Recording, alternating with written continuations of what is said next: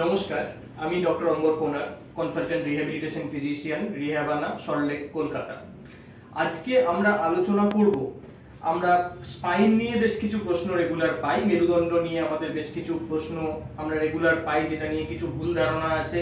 কিছু ক্ষেত্রে অনেকজন বিভ্রান্ত হয়ে যান যে স্পাইনের প্রবলেম কিরকম জিনিসগুলো, কোনগুলো স্পাইনের প্রবলেম এবং কোনগুলো অন্যান্য জায়গার প্রবলেম, সেই হিসেবে তারা ঠিকমতো চিকিৎসার উপায় ভেবে উঠতে পারে না।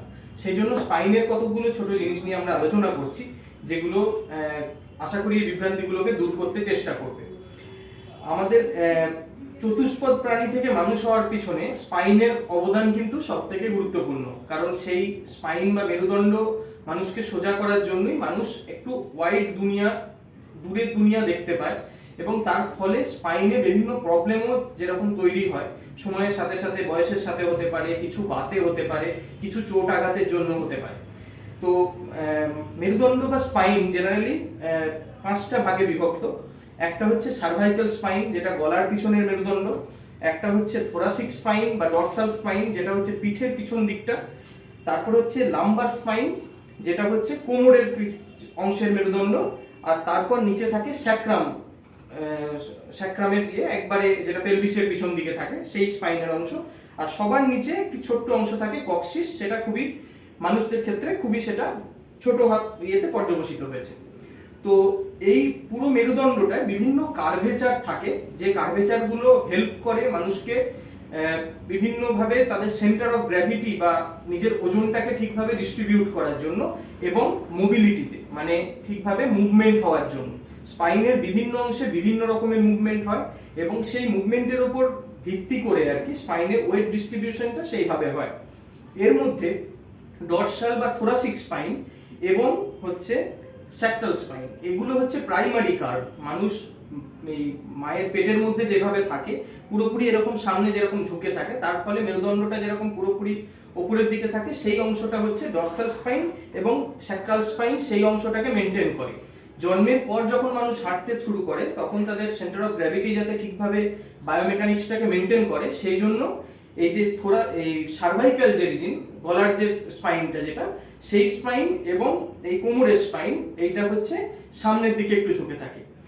এই অংশগুলোকে বলা হয় লর্ডোসিস, এবং এই লর্ডোসিস গুলো থাকার ফলে সেন্টার অফ গ্র্যাভিটিটা ঠিকভাবে মানুষের মাঝামাঝি থাকে, এবং মানুষ ইরেক্ট পশ্চারে বা সোজা হয়ে দাঁড়িয়ে থাকতে পারে।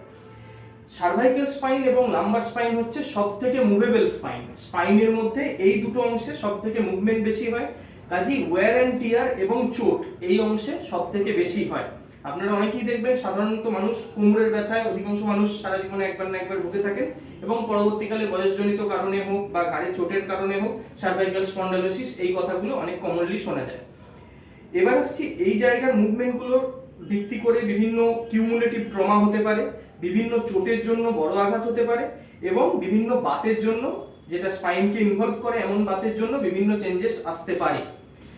ডরসাল স্পাইনে জেনারেলি চোটের জন্য আঘাত অধিকাংশ ক্ষেত্রে বেশি হয়, ইনফেকশনের চান্স এখানে বেশি হয়, কিন্তু এখানে কিউমুলেটিভ ট্রমার সংখ্যা কম হয়, যদি না পশ্চাৎঘটিত কোনো বা মানুষের ঠিকভাবে বসা বা যাতায়াত এইগুলো যদি ঠিকভাবে মেনটেন না হয়, তাহলে ডরসাল স্পাইনে প্রবলেম হয়।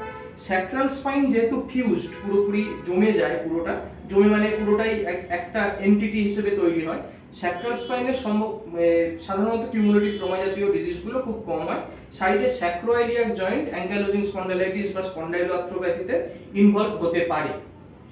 আর কক্সিস তো অনেকেই জানেন যে কক্সিসের যে প্রবলেমটা, সেটা কোনো ফ্ল্যাট সারফেসে পড়ার ফলে সেটাকে জেনারেলি বলা হয় কক্কিডাইনিয়া। তাতে একবারে লেজের হাড়টা ডিসপ্লেসড হয়ে যেতে পারে, ডিসলোকেটেড হয়ে যেতে পারে, সেটাকে বলা হয় কক্কিডাইনিয়া। এটা প্রচন্ড রকমের জ্বালানো রোগ, কিন্তু জেনারেলি এটা সেলফ লিমিটিং। যদি ঠিকমতো ট্রিটমেন্ট হয়, এটার ক্ষেত্রে খুব বড় অপারেশন বা অন্যান্য বড় ট্রিটমেন্টের প্রয়োজন হয় না।